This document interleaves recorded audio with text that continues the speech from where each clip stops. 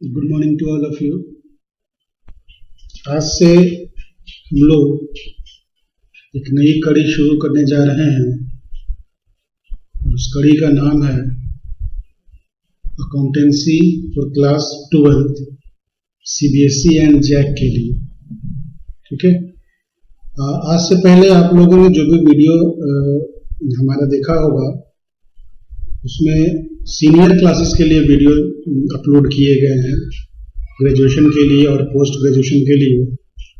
और मैंने यह देखा कि जैक के बच्चों के लिए स्पेशलाइज्ड करके अकाउंटेंसी के क्लास के लिए कोई इस तरह का वीडियो उपलब्ध नहीं है कि वो कम समय में अपने सिलेबस को कंप्लीट कर पाए। और इस कठिन परिस्थिति में उनके सामने काफ़ी समस्याएं आ रही हैं। तो इन्हीं को ध्यान में रखते हुए हम लोगों ने ये डिसाइड किया कि कुछ मटेरियल जो है क्लास 12 के बच्चों को भी प्रोवाइड कराया जाए, सो दैट उनको भी अपने सिलेबस को कंप्लीट करने में परेशानी का सामना ना करना पड़े। तो इसीलिए आज से हम लोग अकाउंटेंसी के क्लास को भी शुरू करेंगे, क्लास 12 के अकाउंटेंसी को शुरू करेंगे। तो जो बच्चे 11th या 12th के जो बच्चे हैं, चाहे वो सीबीएसई बोर्ड के हों या जैक बोर्ड के हों, अगर जुड़ना चाहते हैं तो वो यहाँ पे चैनल को सब्सक्राइब कर सकते हैं, बेल आइकन प्रेस कर सकते हैं, सो दैट जब भी नया वीडियो आएगा तो उनको जल्दी से वो वीडियो मिल जाए। तो हम लोग शुरू करते हैं हम लोग आज का क्लासेस।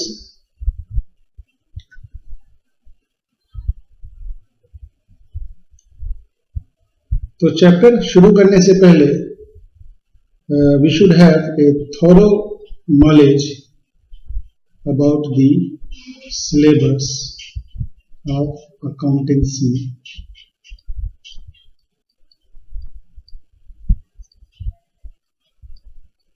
for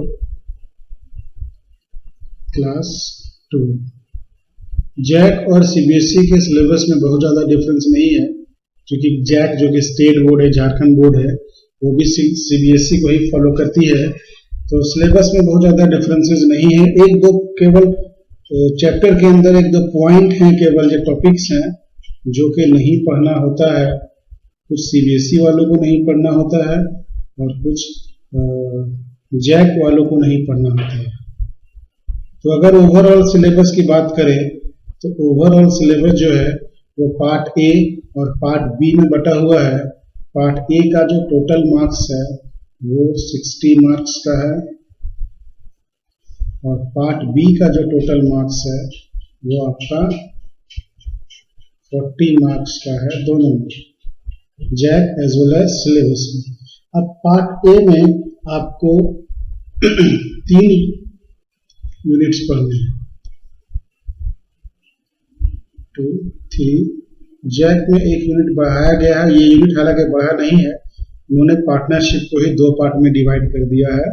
तो पार्ट ए में आपको सबसे पहले जो पढ़ना है वो है accounting for not for profit organisation.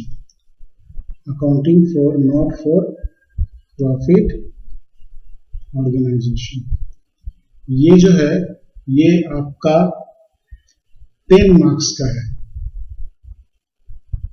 Jack में।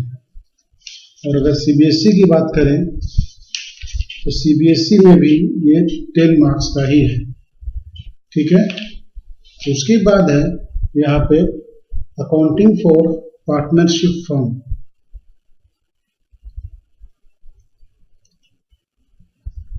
अकाउंटिंग फॉर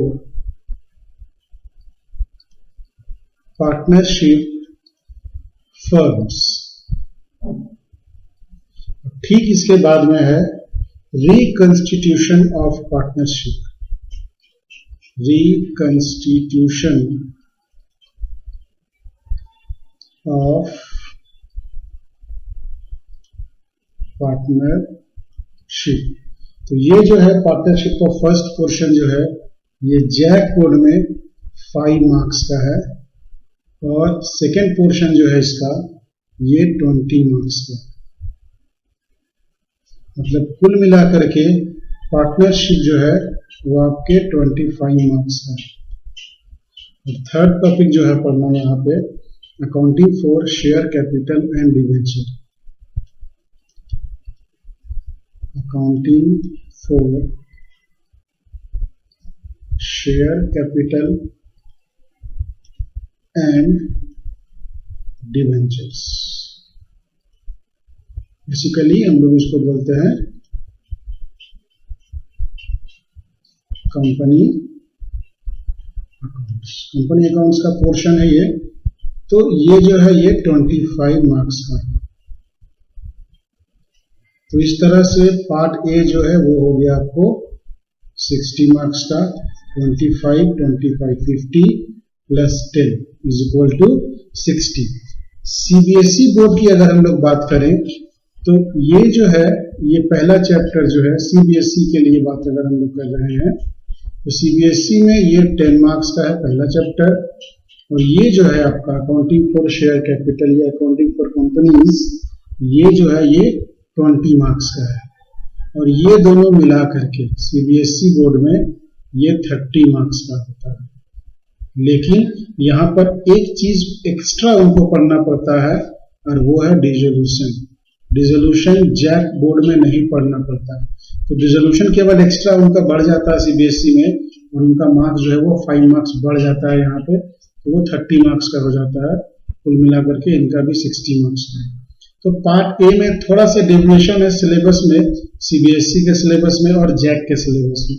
ये मैंने जैक का बताया है आपको, और ये मैं इस तरफ सीबीएसई का बता रहा हूँ आपको, ठीक है। अब अगर हम लोग बात करें पार्ट बी की, तो पार्ट बी में 2 यूनिट है और प्लस प्रोजेक्ट वर्क भी हम लोग इसी में रखते हैं अगर, तो पार्ट बी में 2 यूनिट है आपका।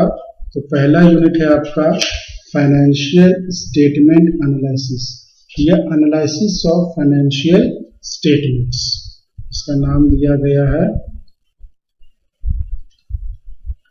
Analysis of financial statement. ये है आपका 8 मार्क्स का। उसके बाद सेकेंड जो है वो है आपका कैश फ्लो स्टेटमेंट। ये है आपका 12 मार्क्स का। तो इस तरह से आपके हो गए 20 मार्क्स, और जो रिमेनिंग 20 मार्क्स है वो आप या तो पार्ट सी बोलिए या पार्ट बी का ही एक पार्ट दे दीजिए। ये है आपका प्रोजेक्ट एंड वाइवा, ये भी है आपका 20 मार्क्स का। सो दैट ये टोटल आपको हो जा रहा है यहाँ पे भी 40 मार्क्स। तो 60 प्लस 40 इज इक्वल टू आपका टोटल पेपर हो गया ये 100 मार्क्स का, ठीक है। तो पार्ट बी में देख लीजिए जैक और सीबीएसई में कोई डेविएशन नहीं है, सेम सिलेबस है। इनको जो पढ़ना है वहां पर भी सेम चीज उनको पढ़ना है। फाइनेंशियल एनालिसिस में 1-2 टॉपिक एक्स्ट्रा है, वो केवल रेशियो एनालिसिस में 1-2 रेशियो जो है वो सीबीएसई में नहीं पढ़ना पड़ता है, जैक में पढ़ना पड़ता है। तो वो मैं जब वहां पे पहुंचूंगा उस रेस्पेक्टिव टॉपिक पे, तो मैं आपको जरूर बताऊंगा कि क्या किनको पढ़ना है और किनको नहीं पढ़ना है, ठीक है। तो ये बात हो गया ओवरऑल सिलेबस का। तो चूंकि पार्ट बी में हम लोग देख रहे हैं कि कोई डेविएशन नहीं है, सो दैट दोनों बोर्ड के बच्चों को ध्यान में रखते हुए कि सीबीएसई वालों का भी हो जाए और जैक वालों का भी हो जाए, इसलिए मैं अपने क्लासेस को पार्ट बी से शुरू कर रहा हूं। और पार्ट बी का जो पहला चैप्टर या जो पहला यूनिट है वो मैं आज शुरू करूंगा, वो है आपका एनालिसिस ऑफ फाइनेंशियल स्टेटमेंट्स। तो हम लोग आज शुरू करेंगे analysis of financial statements which covers 8 marks. और आपको बता दूं कि ये बहुत ही आसान चैप्टर है, इसको अगर आप ढंग से कर लेते हैं तब आपको ये 8 मार्क्स जो है ये आपको लाने से कोई भी नहीं रोक सकता है। तो अगर आप अर्न करना चाहते हैं 8 मार्क्स इजीली बिना बहुत मतलब आपको परेशानी के, तो आप इस चैप्टर को ध्यान से पढ़ें। काफी आसान चैप्टर है और आसानी से आप 8 मार्क्स जो है इस पे ला सकते हैं। तो हम लोग आगे बढ़ते हैं।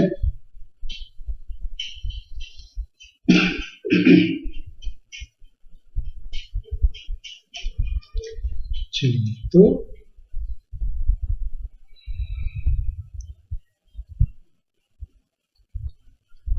पार्ट बी में है हम लोग।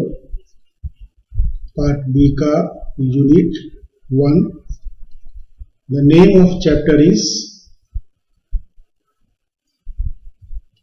Analysis of financial statement. Analysis of financial statement. As we can see, the name of unit is a combination of two words.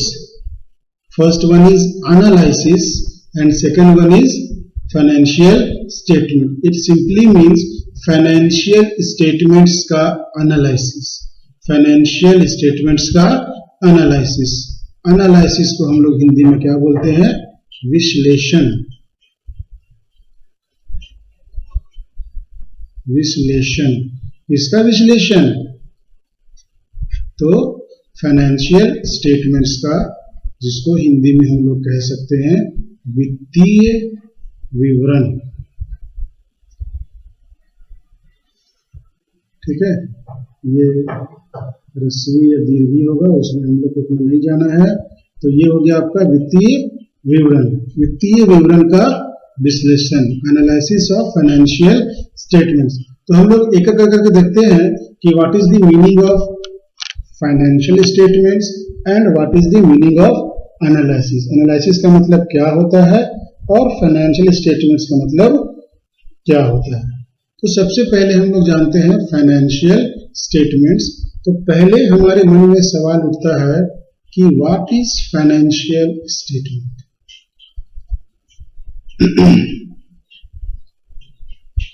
What is financial statement? The first question which arises in our mind is what is financial statement? कि ये वित्तीय विवरण जो है वो है क्या चीज, किस चिड़िया का नाम है वित्तीय विवरण, क्या है।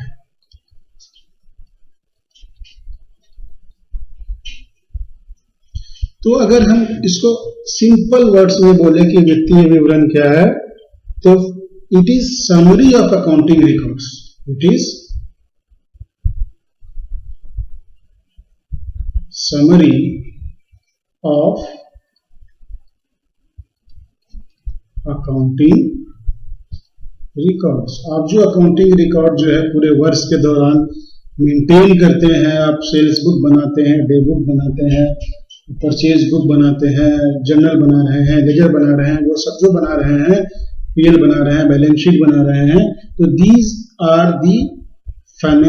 are the summary of those all accounting records which are maintained by the organization। अगर हम लोग इसका मीनिंग का बात करें कि क्या होता है ये फाइनेंशियल स्टेटमेंट, थोड़े और अच्छे शब्दों में हम लोग अगर इसको बात करें तो हम लोग कह सकते हैं कि financial statements are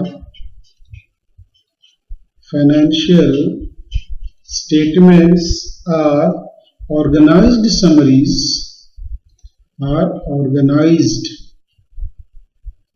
summaries of detailed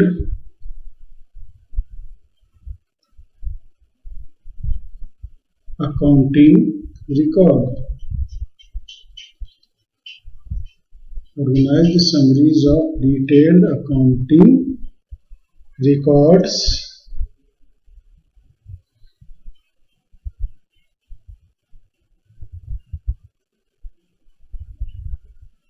organized summaries of detailed accounting records।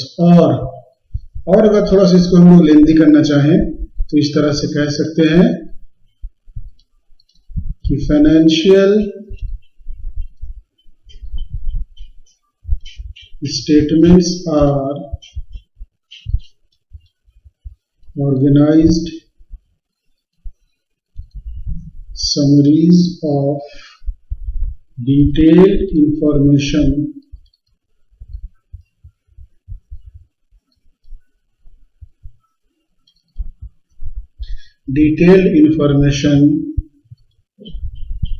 about financial position and performance of an enterprise for a particular period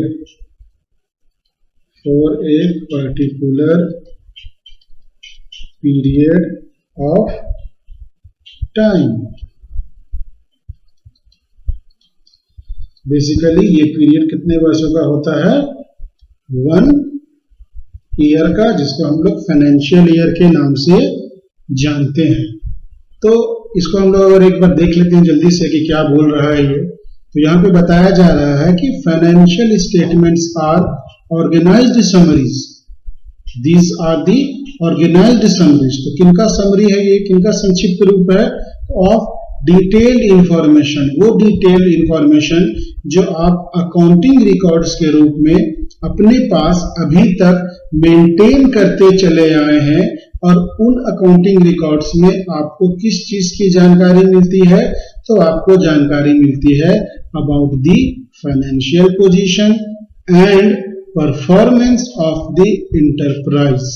आपकी जो कंपनी है, आपकी जो संस्था है, आपकी जो फर्म है, उसकी फाइनेंशियल पोजीशन क्या है और उसका परफॉर्मेंस कैसा रहा है during a particular period of time, just like 1 year की प्रीवियस ईयर में, या इस साल जिस साल का आप अकाउंट्स प्रेजेंट कर रहे हैं उस वर्ष आपकी संस्था का फाइनेंशियल पोजीशन क्या है और उसकी परफॉर्मेंस की स्थिति क्या है।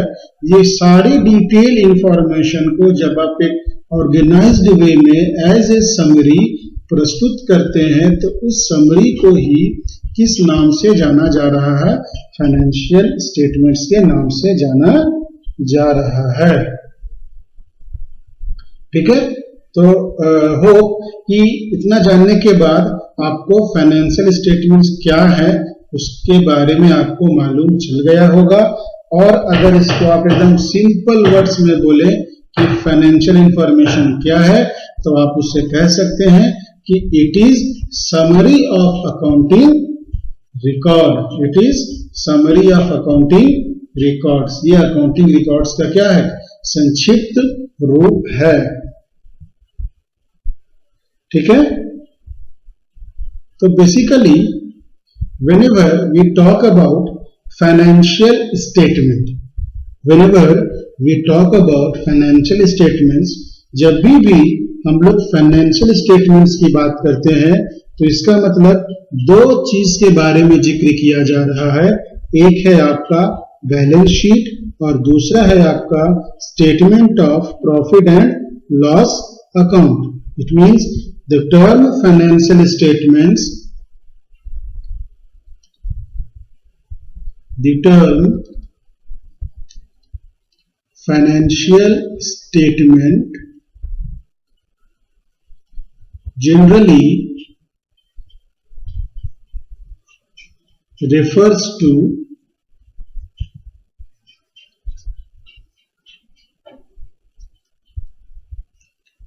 two basic statements,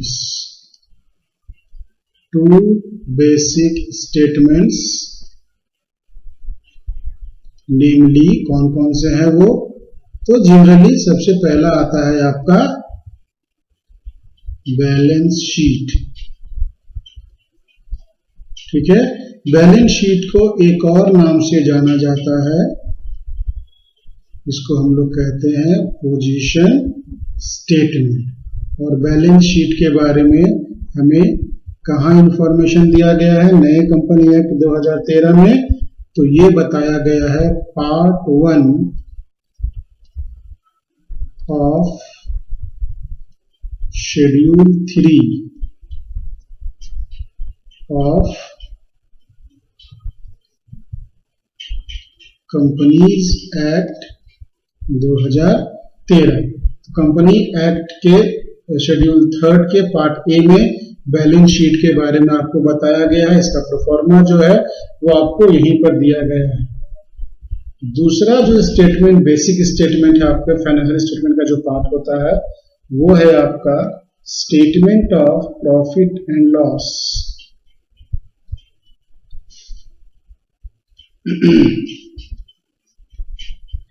statement of profit and loss. इस statement and profit and loss को एक और नाम से जाना जाता है, इसको कहा जाता है क्या?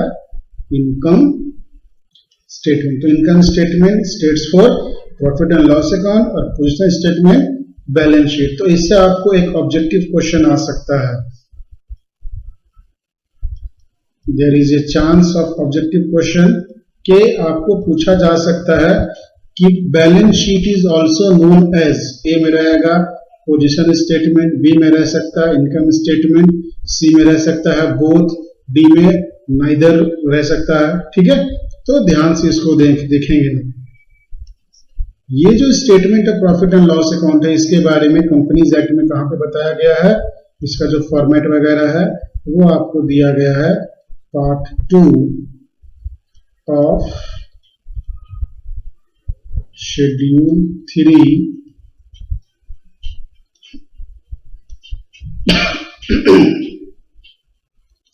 Of companies act 2013।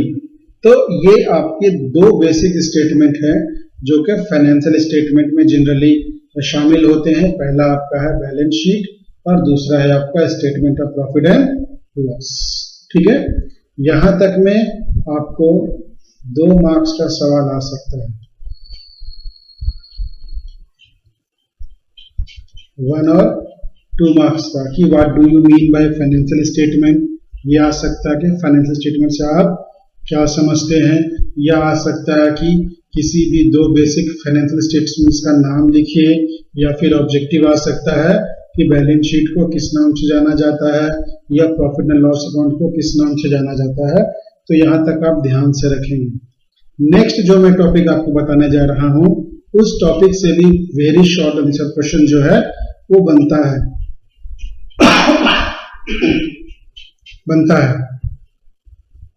वो आपको बनता है क्या? वो टॉपिक का नाम है types of financial analysis. Types of financial analysis. लेकिन इस टॉपिक को शुरू करने से पहले हम लोगों को एनालिसिस के बारे में भी जानना पड़ेगा कि what is the meaning of analysis. Simply मतलब जो एनालिसिस का होता है कि आपके पास अगर किसी भी तरह का डेटा प्रेजेंट किया जा रहा है तो उस डेटा से देख करके आप कुछ ऐसा इंफॉर्मेशन उससे इकट्ठा करें जिसके मदद से आप डिसीजन मेकिंग जो है वो कर सकें, जिसकी मदद से आप क्या कर सकें? डिसीजन मेकिंग कर सकें। यही कहलाता है विश्लेषण। कि हमारे पास जो डेटा प्रेजेंट किए गए हैं उन डेटा में से कुछ फैक्ट्स, बातें जो हैं हम कलेक्ट करें और अपने फाइनेंशियल पोजीशन के बारे में, अपने वर्किंग कंडीशंस के बारे में, अपनी एफिशिएंसी के बारे में हम कोई भी डिसीजन जो है वो ले सकें। अब अगर हम लोग दोनों वर्ड्स को कंबाइन कर दें और अब हम लोग निकालें कि what is the meaning of analysis of financial statement, तब हम लोग कह सकते हैं ये आपका एसेंस है। इसको आपको याद रखना होगा कि financial statement analysis is a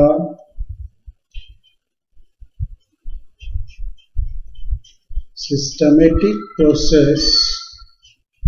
It is a systematic process of analyzing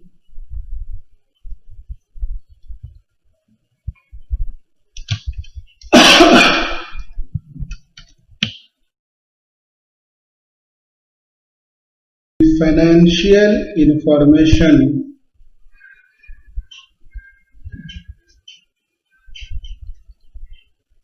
analyzing the financial information in the financial statement,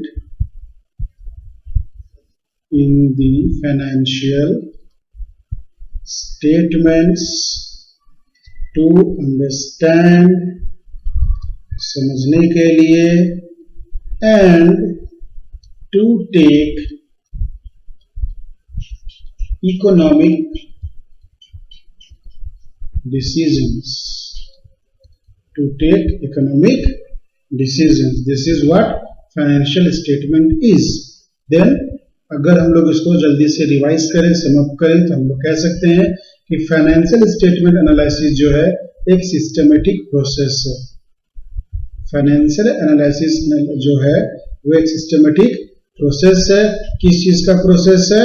तो जो फाइनेंशियल स्टेटमेंट्स में फाइनेंशियल इंफॉर्मेशन दिए गए हैं उनको एनालाइज करने का, उनको समझने का, उनका विश्लेषण करने का। और ये विश्लेषण क्यों किया जाता है? तो टू अंडरस्टैंड, समझने के लिए। क्या समझना है? आपको अपना फाइनेंशियल पोजीशन समझना है,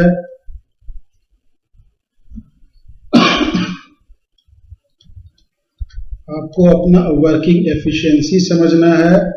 और ये सारी चीज समझने के बाद अगर आपको इनसे रिलेटेड कोई भी डिसीजन लेना हो, सो दैट आप उस डिसीजन को भी सक्सेसफुली कैरी आउट कर सकें।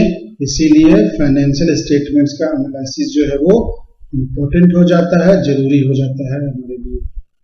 ठीक है, तो आई होप इतना कुछ जानने के बाद आपको समझ में आ गया होगा।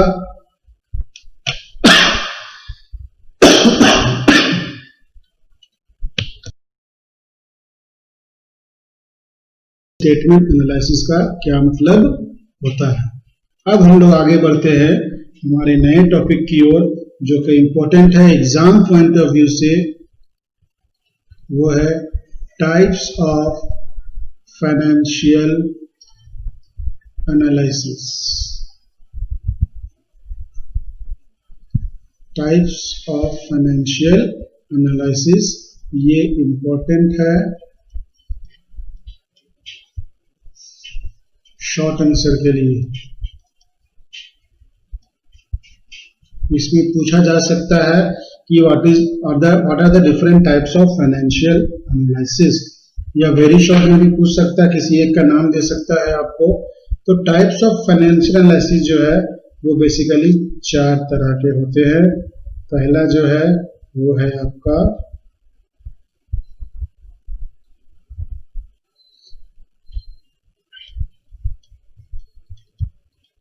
पहले मैं चारों का नाम लिख देता हूं, उसके बाद आगे बताऊंगा इनके बारे में। पहला है इंटरनल एनालिसिस,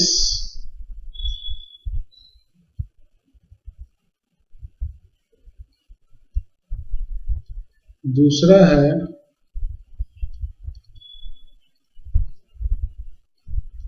एक्सटर्नल एनालिसिस,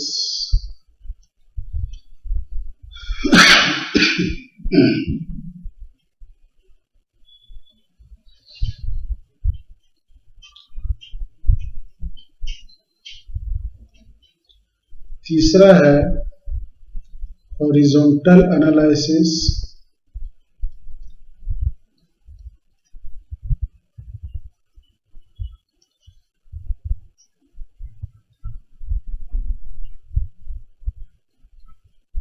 और फोर्थ को कहा जाता है वर्टिकल एनालिसिस। अब देखिए नाम से ही मालूम चल रहा है इंटरनल एनालिसिस का मतलब क्या। इंटरनल एनालिसिस जो है ये इंटरनल मैनेजमेंट के द्वारा कराया जाता है। तो हम लोग बोल सकते हैं कि it is conducted by management. जो कंपनी है या जो संस्था है उसके मैनेजमेंट के द्वारा ही ये एनालिसिस कराया जाता है। क्यों कराया जाता है? तो to no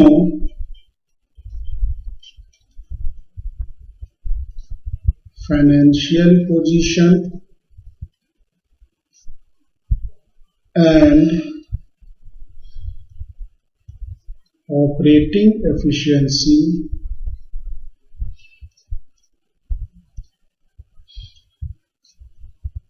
of the organization.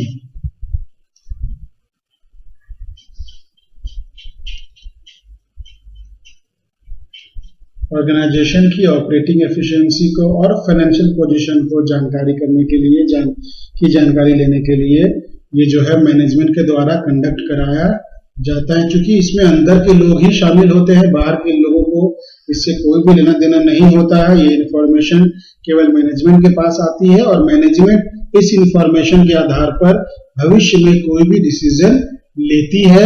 इसलिए इस एनालिसिस को इंटरनल एनालिसिस कहा जाता है। एक्सटर्नल एनालिसिस जो है ये मैनेजमेंट के अलावा बाहर के लोगों के द्वारा कराया जाता है।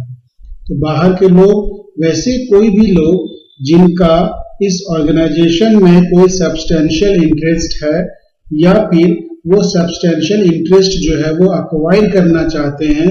जैसे मान लो कोई बैंक जो है इस कंपनी को लोन देना चाहती है, तो बैंक जो है लोन देने से पहले इस कंपनी की वित्तीय स्थिति और इसकी ऑपरेटिंग एफिशिएंसी, इनका लोन रिपेमेंट करने का तरीका और शेड्यूल जो है वो जरूर जानना चाहेगी। वो जरूर आश्वस्त होना चाहेगी कि यदि हम इस कंपनी को लोन दे रहे हैं तो हम ये सुनिश्चित हो जाए लोन देने से पहले कि ये कंपनी सही समय पर हमारा लोन और उसका ब्याज जो है वो चुका देगी। तो वैसे सभी लोग जो इस कंपनी से किसी न किसी रूप में जुड़ना चाहते हैं, उनके द्वारा अगर कोई भी फाइनेंशियल एनालिसिस किया जा रहा है तो वो एक्सटर्नल एनालिसिस के नाम से जाना जाएगा। तो इट इज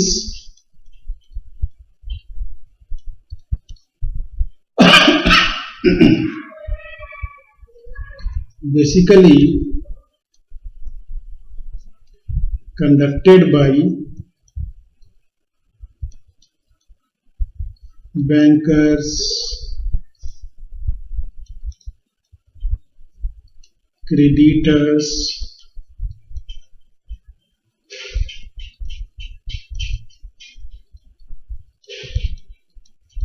या बोल सकते हैं हम लोग प्रोस्पेक्टिव इन्वेस्टर्स एटसेट्रा। ये क्यों करते हैं? ताकि हमारे फाइनेंशियल पोजीशन और ऑपरेटिंग एफिशिएंसी, डेब्ट पेमेंट कैपेबिलिटी को जांच सकें। नेक्स्ट जो है वो है हॉरिजॉन्टल एनालिसिस। हॉरिजॉन्टल एनालिसिस को आप कंपैरेटिव स्टेटमेंट कह सकते हैं।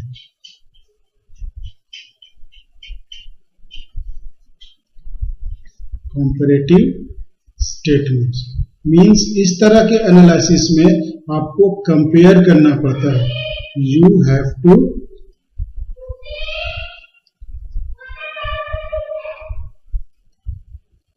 कंपेयर, आपको कंपेयर करना पड़ता है।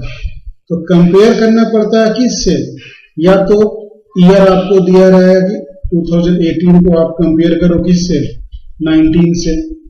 तो प्रीवियस ईयर को कंपेयर करने के लिए कहा जाएगा करेंट ईयर को, इस तरह से।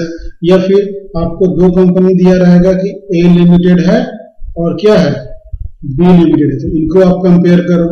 तो इस तरह का भी कंपैरिजन अगर होगा तो वो आ जाएगा आपका हॉरिजॉन्टल एनालिसिस। तो हॉरिजॉन्टल एनालिसिस में सबसे इंपॉर्टेंट यह बात क्या है कि इसमें आपको कंपेयर करना होगा, और कंपेयर करने का जब भी बात आता है तो आपको 2 साल का इंफॉर्मेशन दिया गया रहेगा या फिर 2 फर्म का इंफॉर्मेशन दिया रहेगा जिनको आपस में कंपेयर करना है।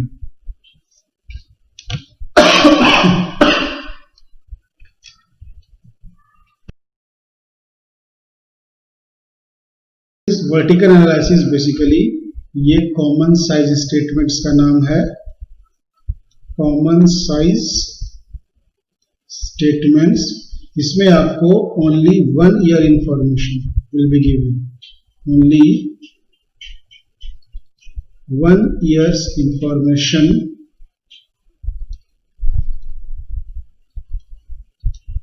Will be given. इसमें कंपैरिजन का बात नहीं होगा, आपको केवल 1 साल का इंफॉर्मेशन दिया गया है, उसी साल के इंफॉर्मेशन को एनालाइज करना है। Means we have to analyse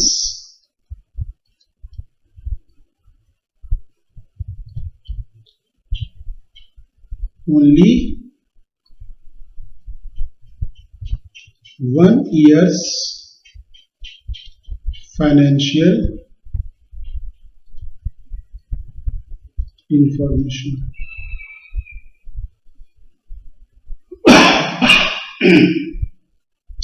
तो ये आपको हो गया 4 तरह का हो गया, internal analysis, external analysis, horizontal analysis और वर्टिकल एनालिसिस। तो आज के लेक्चर को हम लोग यहीं पे समाप्त करते हैं। कल के लेक्चर में जो सेकंड लेक्चर होगा हमारा, उसमें मैं आपको यहाँ से आगे बढ़ूंगा, जहाँ पर हम लोग डिफरेंट टूल्स और टेक्निक्स ऑफ फाइनेंशियल स्टेटमेंट्स देखेंगे और वो क्या होते हैं, कितने तरह के होते हैं। और कोशिश करूंगा, अगर वीडियो बहुत लंबा ना हो जाए तो कोशिश करूंगा एक आध आपको उसमें बता दिया जाए, सो दैट ये चैप्टर चूंकि बहुत आसान चैप्टर है, इसीलिए हम लोग इसे जल्दी से जल्दी कवर कर सकें। तो इतना ही रखना है आज तक के लिए। अगर आपको ये अच्छा लगा हो और आगे भी अगर आप जुड़े रहना चाहते हैं इस चैनल से, तो आप जरूर सब्सक्राइब कर दें और बेल आइकन प्रेस करें, सो दैट आपको आगे की जानकारी जो है समय पे मिलते चले और जब भी नया वीडियो अपलोड हो आपको तुरंत इंफॉर्मेशन मिल जाए और आप पीछे ना रह जाए। तो इसे यहीं पे समाप्त किया जाता है। वेट करिए नेक्स्ट वीडियो का।